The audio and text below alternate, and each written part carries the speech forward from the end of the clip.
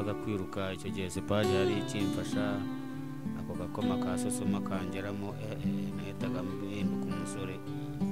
n'abashyitsi b'abazungu baje nkabakoresha korosi mbese urebye abazungu banzi sinzi ko bakinyibuka muri sepaje ubu mbonye nk'ukuntu nabona nk'akazu nashyira ubwenge ku gihe ngo nicyo kibazo mfite rwose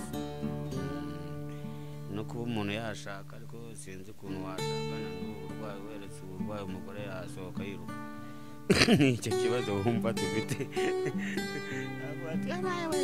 iyo ni ibiki mbese ni amateka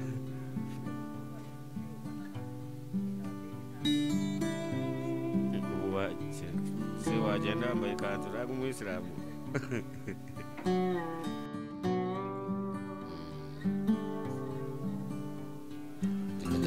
ibera ingangi rwose urubaraza ndaraho narukwereka si kure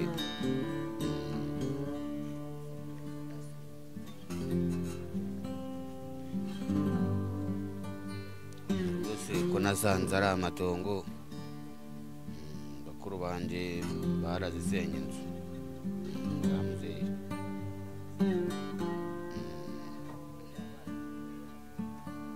bakuru banje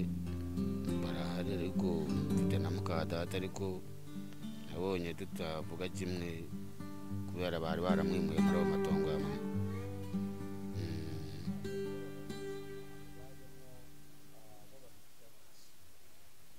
ubuzima nk'aho ngaho hari imanza batanabuzi cyane ubuse ko naherukayo cyane wagira ngo ibyo barabizi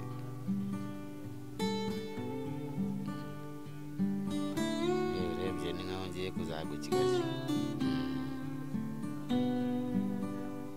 akantu kagutiye umuntu abayeho ko ashima Imana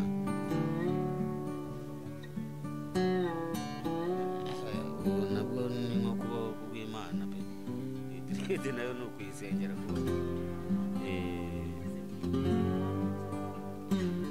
reka nta n'ikintu nari najya muri salo umusatsi wanjye ni nk'uko watereka n'uwo wawe ugakurukangana gusa nta kintu nagiyeho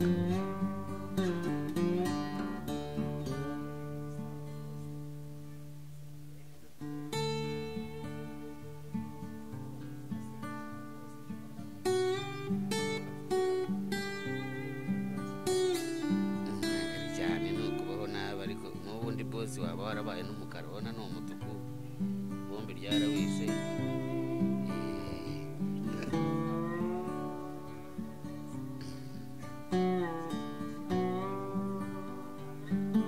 unazeruka direde yo kumwaka ushire z'uburona ibite furusheri ni ku mwaka neza ubona kubona amazi atari ikibazo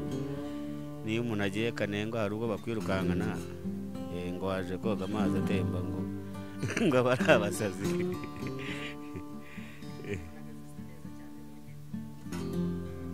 ntabwo se utuye hafi muzanze kwifatira ku mazi urimo gusenga nshobora no gutaragura ikiraya nkacyotsa nkabona burakeye ni uko nguko umuntu abayeho ubu ni ugusenga izindi zibona sinabatijwe se Katolika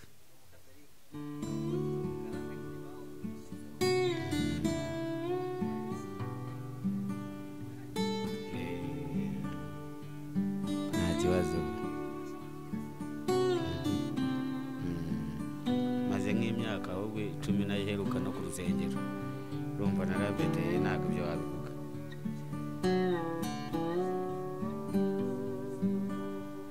ibibazo nabonye byanyishe ibibazo byambanye byinshi murahomerera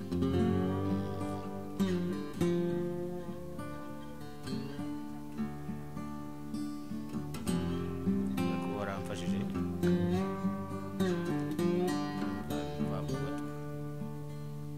naragoswe urebye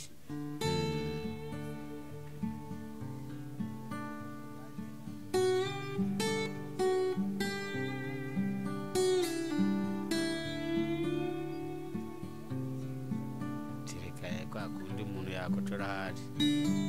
baguciye mu ijoro manza byashoboka ni urugero ubusa umugeni wapfa kwinjirira zo gukotora niba undi mwajya mujya kunywa agacupa k'umugoroba utazi ibyawe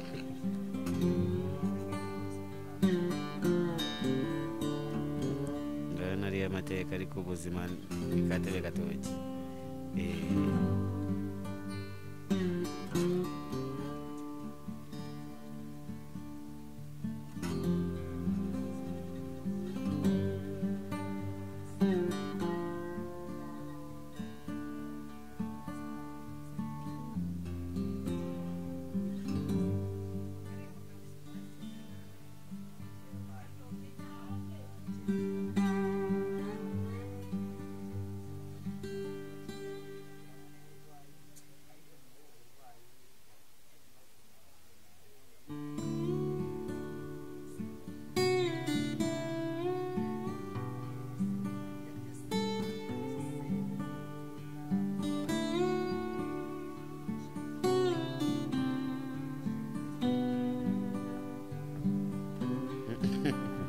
umukiriya wamubona se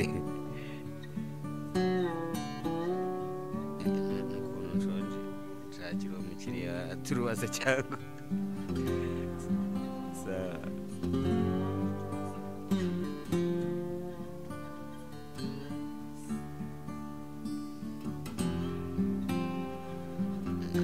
gratis nukunzengera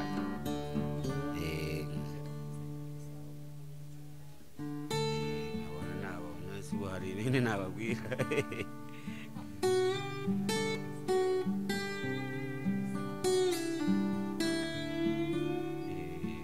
waba yambona yashobora kuba yamfasha nkaba nahura na muganga nta kindi agize kimujyamo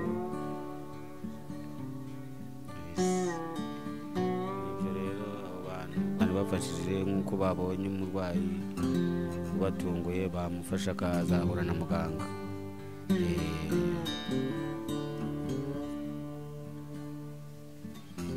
hari aho mba ndisesa ahangaha uwa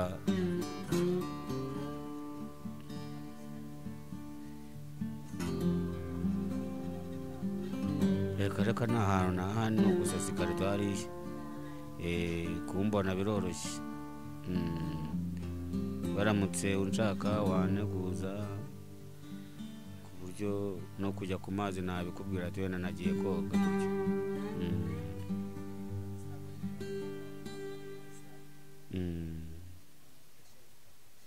yes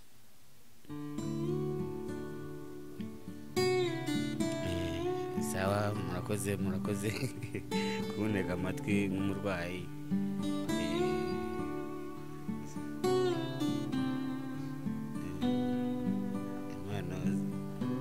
nk'iz'ubuhanzi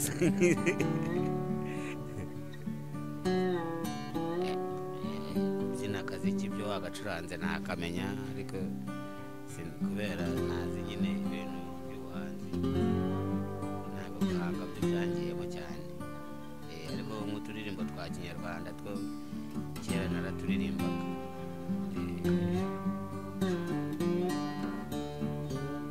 yewe ubu ni agahinda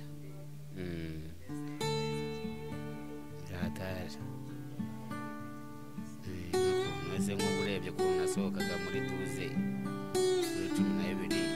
aba nk'uwa 50 mu bantu nk'igihumbi urumva sinaye nkomeye abantu igihumbi ukabona kuba 50 nangiye gukora ibirometero 12 birabyo basanzwe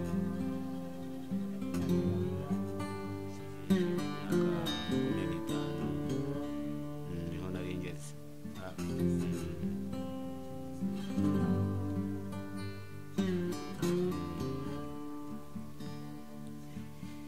kubera bataha iwabo iyo batashye nyine nta na emeri bagusigiye aba ari cya gihombo nuko bimeze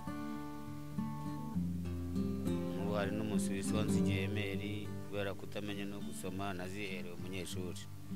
nabwiye ati umusuwisi ntihagira icyagufasha uzifashe cyangwa nanjye uzamfashe nuko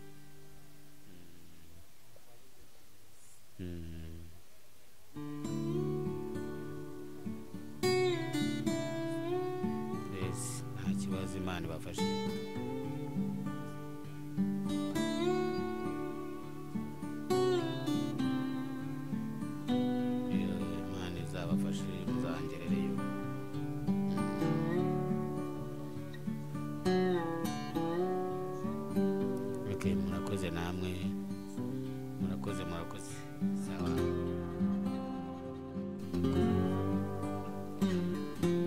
nakawugize kubera urebye bambati